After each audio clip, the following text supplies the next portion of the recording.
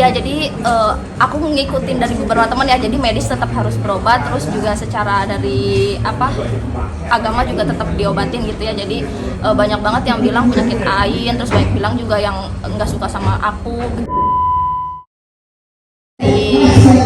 Aku mau tanya sedikit sama kakak, boleh dong ceritain gimana sih awal mulanya? Maaf ya, kakak lagi ada dari apa sih kak?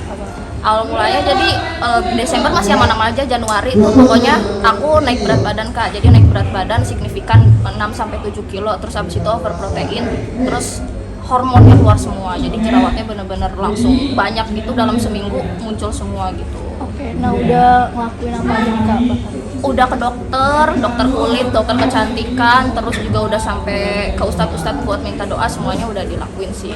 Oke, kan tadi kan kakak bilang ke ustadz ya, emang ada omongan dari yang lain soal apa sih kak? Iya, jadi aku ngikutin dari beberapa teman ya, jadi medis tetap harus berobat, terus juga secara dari agama juga tetap diobatin gitu ya. Jadi banyak banget yang bilang penyakit AIN, terus banyak bilang juga yang nggak suka sama aku gimana, soalnya banyak yang bilang jerawatnya bukan jerawat biasa, jadi langsung kayak pius yang tadinya baik-baik aja nggak kenapa-napa tuh langsung muncul kayak gitu semua kan. Jadi mungkin teman-teman juga heran, jadi kayak kata mereka ke ustadz aja minta didoain segala macam. Oke, dari klinik kecantikan sendiri seperti apa nih kak, dari dokter? Kalau dokter bilangnya hormon, dari hormon, jadi emang hormonnya lagi berantakan karena makannya overprotein, jadi mulai sekarang jadi udah mulai di stop tuh yang overprotein. Oke, berarti kalau overprotein itu dari makanan? Dari makanan, benar. Awalnya kakak makanannya itu emang benar-benar nggak dikontrol atau seperti apa? Iya, jadi awalnya biasa aja, terus pas akhir-akhir ini makannya jadi banyak, terus makan protein telur tuh terlalu berlebihan, bisa satu hari 5-4 gitu. Berarti itu keluarnya langsung banyak kak? Nggak satu-satu ya? Iya, langsung, pokoknya dalam seminggu langsung bius gitu. Dan ini total udah berapa lama nih jalannya? 1 bulan sih, udah 1 bulan. Iya, ini juga aku by the way nggak berani keluar tadinya kak, jadi pertama kali kesini ya udahlah beranikan diri buat keluar, terus ketemu orang, terus juga ya di depan kamera. Kalau di TikTok kan masih kayak pakai efek ya, tapi kalau di sini ya udah ini muka saya gitu.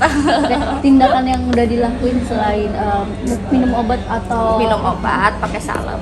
salep ya? Oke, nah kan kayak kondisi kakak sekarang kan berubah banget nih ya kak dari wajahnya. Nah itu kan banyak banget hujatan dari beberapa netizen, bahkan dari followers kakak juga yang tadi yang ngedukung malah jadi berbanding terbaliknya. Seperti apa nih kak? Sampai kakak kan pernah nangis juga tuh ya?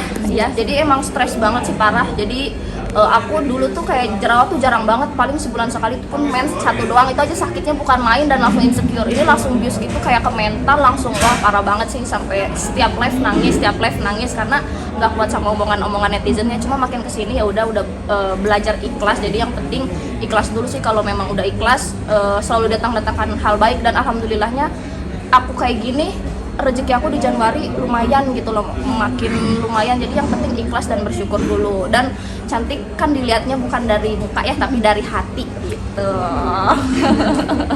Tapi sempat kaget nggak sih kak awalnya ngelihat semua followers yang nggak mendukung kakak, yang malah ngejelek-jelekin segala macam itu?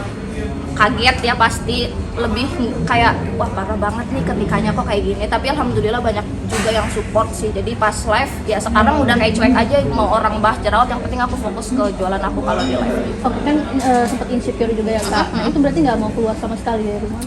Enggak, beneran nggak mau ketemu orang. Bahkan banyak banget yang ada kerjaan kita cancelin semua karena emang lagi insecure banget, parah mukaku kayak gini gitu. Oke, terus gimana nih kak? Kan udah ke Pak Ustadz juga tadi. Nah, tapi kakak nggak percaya nggak sih sama akan hal itu gitu kak? Dikasih obat-obat yang bukan yang dari medis ya?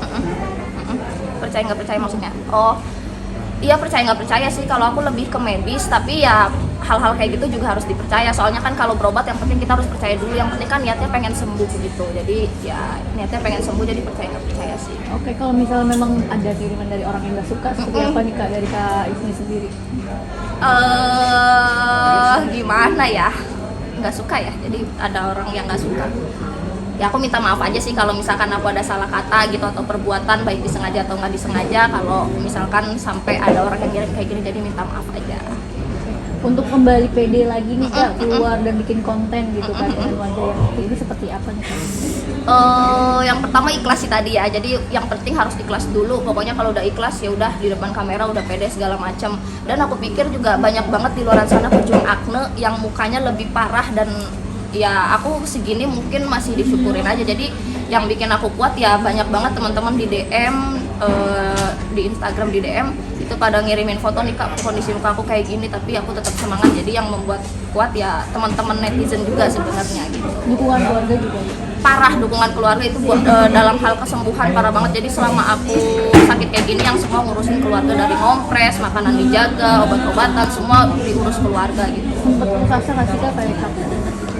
Iya, parah. Aku sampai stres banget, sampai sempat ke psikolog ya setiap live, karena setiap live tuh omongan-omongan netizen itu loh yang bilang geli, jijik, dan aku ngeliat muka aku sendiri setiap di kaca shock banget gitu. Jadi stres pasti gitu.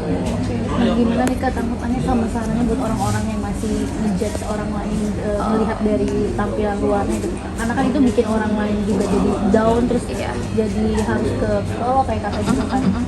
Ya janganlah, maksudnya kita semua punya hati gitu.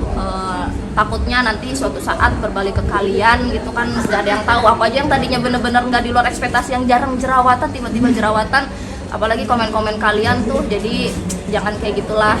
Maksudnya kalau misalkan ngelihat nggak suka ya udah, maksudnya udah skip aja, nggak usah komen-komen yang parah-parah sampai bikin mental down, kasihan orangnya gitu.